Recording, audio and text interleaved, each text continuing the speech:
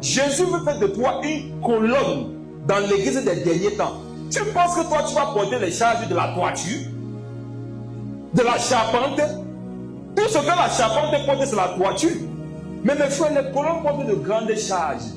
Et il se peut que tu sois une colonne de la fin des temps. C'est la raison pour laquelle ta formation se passe comme ça se passe là. Jésus ne veut pas avec toi comme les autres. Ce n'est pas parce qu'il ne t'aime pas, c'est parce qu'il compte plus sur toi. Mes frères, parlez-moi. Avez-vous déjà vu un maçon qui, lorsqu'il le fait, a compassion du fer? Jamais. Je peux vous dire une chose. Est-ce que vous savez que le fer pleure? Mais le maçon n'entend pas. Vous voyez quand Dieu vous forme pour vous utiliser, non? Il n'entend pas vos pleurs. Ne pleurez plus, ça ne sert à rien. Tu vois les paroles du genre, papa, pourquoi moi, non? Dieu te...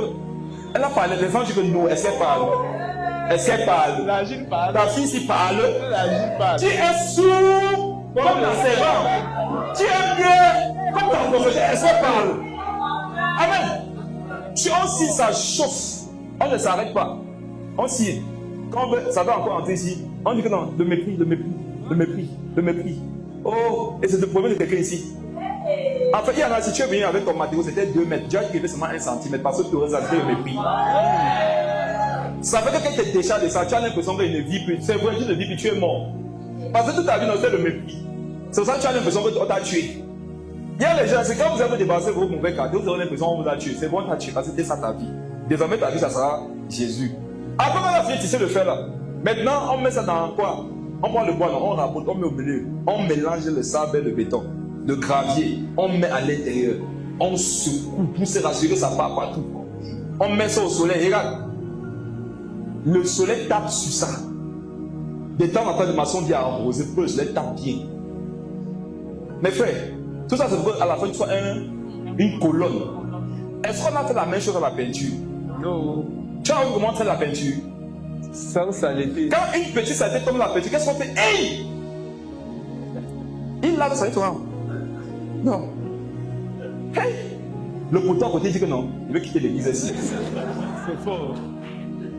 Je vais quitter cette église. C'est fort. Pourquoi on fait comme ça avec la peinture? Depuis le matin qu'on nous chantait, ce n'est pas nous ici. Ce n'est pas nous qui sommes à l'œuvre. Et les ampoules le C'est père. les ouvriers à la première heure. En fait, ce que les ouvriers à la première heure n'ont pas compris, c'est que Dieu fait dedans des piliers, des poteaux. Il y en a, non, mes frères et sœurs. Ils arrivent tard au chantier parce qu'on n'a pas besoin de taux. Quand on veut construire une maison, qu'est-ce qu'on fait avec l'interrupteur? On a besoin d'avoir du sable. On a besoin du ciment. On a besoin du fer. On a besoin du gravier. C'est ça. Pourquoi tu veux qu'à cette heure du bâtiment, du chantier, Dieu vienne avec l'interrupteur? Mon gars, accepte et assume ta position. Tu es un matériau de choix. Et le matériau de choix, non, on l'utilise plus que les autres. Il y a plus de sable dans un bâtiment que l'interrupteur. Vous pouvez compter les interrupteurs d'un bâtiment, mais pas le grain de sable qui a été utilisé pour construire le bâtiment en question. Quand tu as l'impression que Dieu t'en demande trop, c'est parce que tu es le matériau utile. Quand tu as l'impression qu'on te parle trop, on te gronde trop, on est trop regardant sur tes erreurs, tu as l'impression que c'est toujours moi.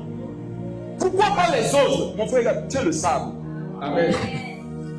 Tu es le gravier, tu es le fer, tu es le béton. Et sans ces choses-là, il n'y a pas de maison.